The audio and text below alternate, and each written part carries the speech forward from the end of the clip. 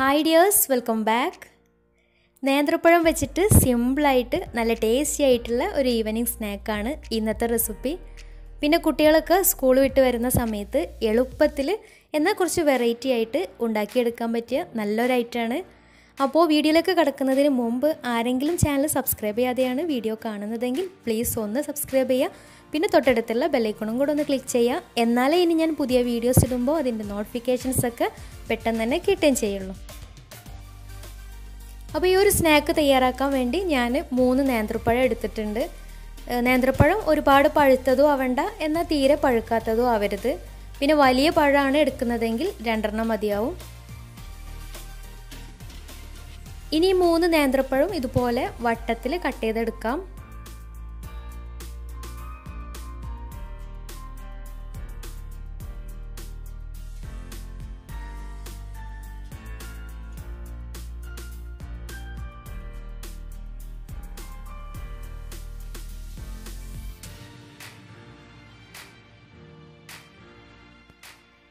ഇനി ഒരു non സ്റ്റിക്കിൻ്റെ pan എടുത്ത് അതിലേക്ക് 2 ടേബിൾ സ്പൂൺ നെയ്യ് ഒഴിച്ചു കൊടുക്കാം.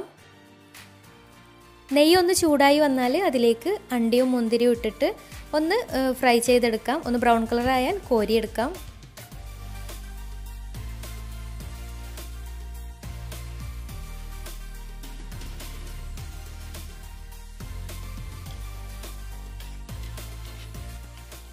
ഇനി ഇതേ നെയ്യിൽ നേരത്തെ കട്ട് ചെയ്ത് വെച്ചിട്ടുണ്ടായിരുന്ന നേന്ത്രപ്പഴം ഇട്ടിട്ട് ചെറുതായിട്ടൊന്ന് വാട്ടിയെടുക്കാം.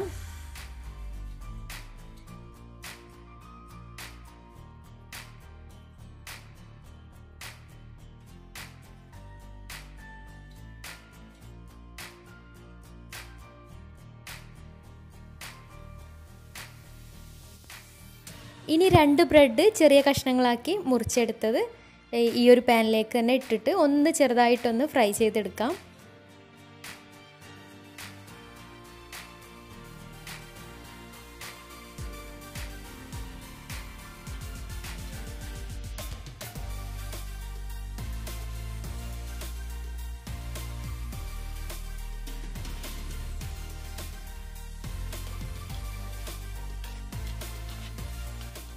ഇനി ഒരു മിക്സിയുടെ ജാർ എടുത്ത് അതിലേക്ക് 1/4 കപ്പും ഒരു 2 ടേബിൾ സ്പൂണും കൂടെ പഞ്ചസാര ഇട്ട് കൊടുക്കാം.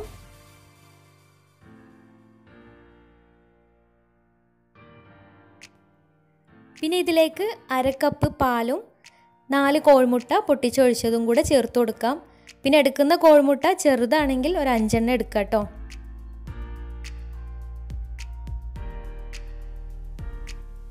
ഇനി ഇവയെല്ലാം കൂടെ നന്നായിട്ടൊന്ന് അടിച്ചെടുക്കാം. പിന്നെ അടിച്ചെടുക്കുന്ന സമയത്ത് അതിലേക്ക് ഒരു 1/2 ടീസ്പൂൺ ഏലക്കാപ്പൊടി കൂടെ ചേർത്ത് കൊടുക്കുക. ഞാൻ വിട്ടുപോയിട്ടുണ്ടായിരുന്നു. അടിച്ചെടുത്തിട്ടുള്ള ഈ ഒരു ബാറ്റർ ഒരു ബൗളിലേക്ക് മാറ്റാം.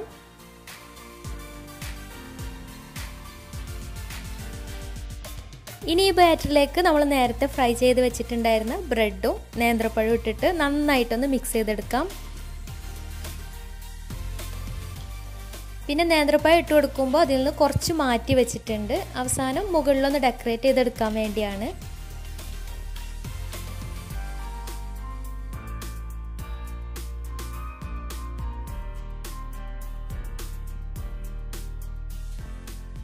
ഇനി ഒരു സോസ് പാന് സ്റ്റൗവിൽ വെച്ചിട്ട് ചൂടായി വരുമ്പോൾ അതിലേക്ക് 1 ടേബിൾ സ്പൂൺ നെയ്യോ അല്ലെങ്കിൽ ബട്ടറോ ചേർത്ത് കൊടുക്കാം.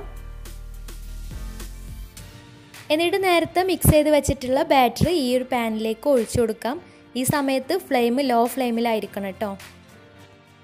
പിന്നെ ഒരു സ്പൂണോ സ്പാച്ചിലോ വെച്ചിട്ട് ബ്രെഡും പഴമൊക്കെ എല്ലാ ഭാഗത്തും ആവുന്ന രീതിയിൽ ഒന്ന് ലെവൽ ചെയ്ത് കൊടുക്കാം.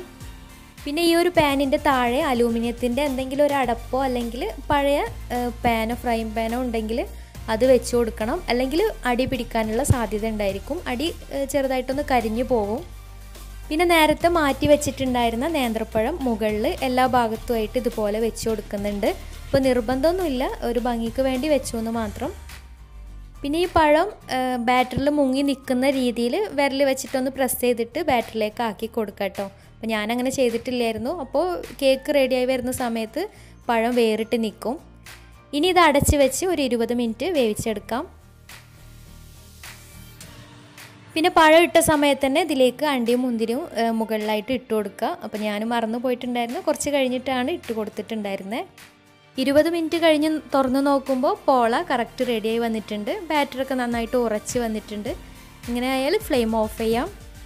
ഇനി മുകൾ ഭാഗം ഒന്ന് ബ്രൗൺ കളർ ആക്കി എടുക്കാൻ വേണ്ടി ഒരു പാനിലേക്ക് മറിച്ചിട്ടിട്ട് 2 മിനിറ്റ് ഒന്ന് മീഡിയം ഫ്ലെയിമിൽ ഇട്ടിട്ടൊന്ന് വേവിച്ചെടുക്കാം. അപ്പോൾ നേന്ത്രപ്പഴവും ബ്രെഡും വെച്ചിട്ടുള്ള സിമ്പിളായിട്ടുള്ള ഈ ഒരു പോള റെഡി ആയിട്ടുണ്ട്. അപ്പോൾ എല്ലാവരും ഒന്ന് ട്രൈ ചെയ്ത് നോക്കുക. നല്ല ടേസ്റ്റാണ് ഇത് കഴിക്കാനായിട്ട്. അപ്പോൾ ഇന്നത്തെ വീഡിയോ ഇഷ്ടമായെന്ന് വിചാരിക്കുന്നു. ഇഷ്ടമായെങ്കിൽ ലൈക്ക് ചെയ്യുക, ഫ്രണ്ട്സ് റിലേറ്റീവ്സിനൊക്കെ ഒന്ന് ഷെയർ ചെയ്യുകയും ചെയ്യുക. അപ്പോൾ ഇനിയും നല്ല വീഡിയോസുമായി വീണ്ടും വരാം. അതുവരെ ടേക്ക് കെയർ, ബൈ.